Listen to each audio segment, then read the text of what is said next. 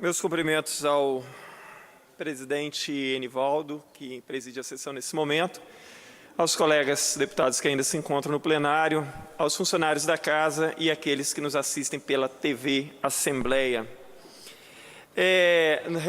Voltando à questão da Operação Lava Jato e as delações, nós temos ouvido, e hoje mesmo aqui um colega deputado disse, que os delatores são bandidos, delatando e não sei mais o quê. Eu até concordo que os delatores sejam bandidos, que se submeteram a isso. No entanto, até ontem, os delatados eram amigos desses bandidos e recebendo dinheiro desses bandidos. Então, se eu recebo dinheiro de origem ilegal de bandidos, eu sou o quê? A menos que eu não tenha a menor ideia sobre isso.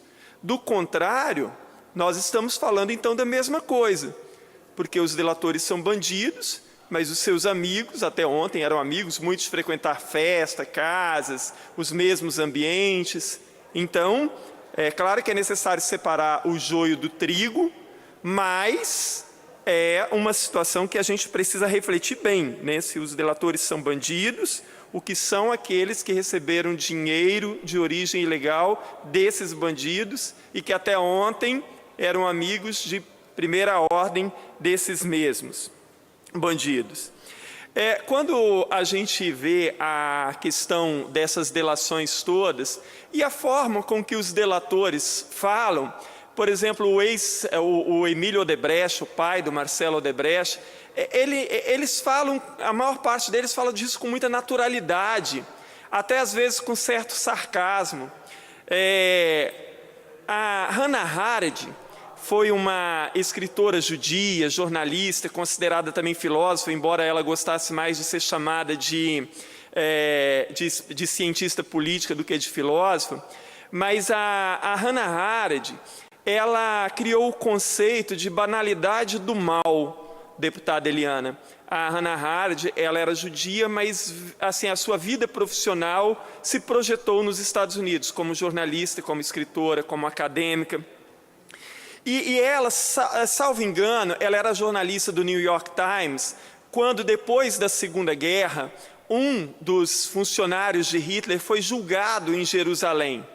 E ela escreveu um artigo que depois se transformou num ensaio chamado Eichmann em Jerusalém. Eichmann era o nome desse policial. Não era um policial, ele era como se fosse um ministro. Eichmann ordenou a morte de milhares de judeus. E aí, no julgamento, quando ele era acusado, ele se comportou como se ele não fosse o responsável por aquilo. Ele se comportou como se houvesse uma normalidade muito grande naquilo que ele tinha feito, porque ele era apenas um cumpridor de ordem. E a Hannah Arendt, ela chegou a enfurecer os próprios judeus, porque ela diz assim, que olhando para Eichmann, ele era um homem como outro qualquer. Era um pai de família, tinha filhos, ia à igreja. Então, ela fala sobre como se banalizava o mal através de pessoas comuns. Porque, assim, quem faz o mal não necessariamente é aquilo que a gente pinta, é um monstro, é uma pessoa que está fora da sociedade. Quem pratica o mal são pessoas do cotidiano, são pessoas que você vê todo dia, são pessoas que têm uma vida parecida com a sua, tem uma família, tem mãe, tem pai, tem filhos, vão à igreja, tem um convívio social. E é assim que é.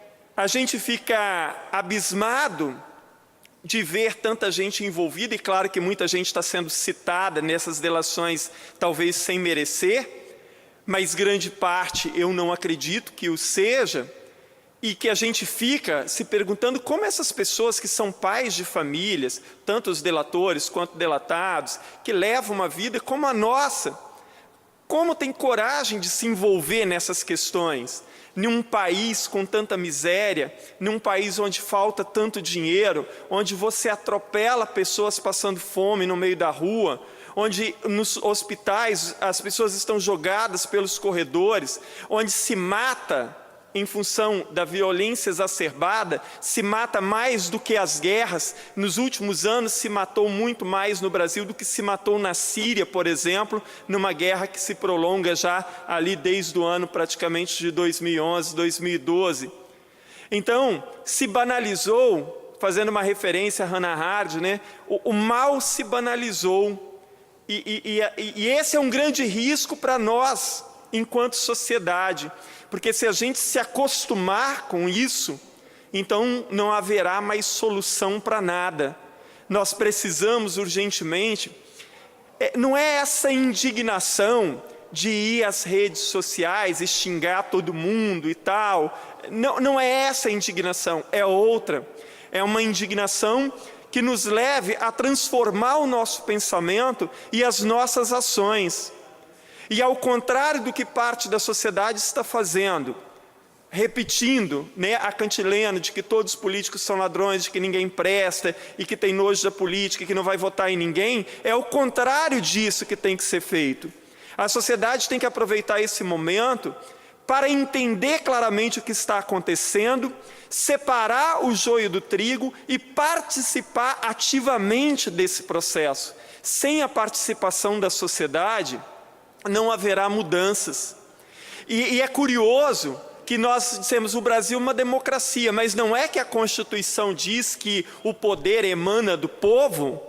Então quem tem o poder de fato seria o povo, e dele nada deve ser escondido, porque o poder, segundo a Constituição, está na mão do povo. E se o povo é alijado de participar de processos, seja ele de que for, então a democracia de fato não existe.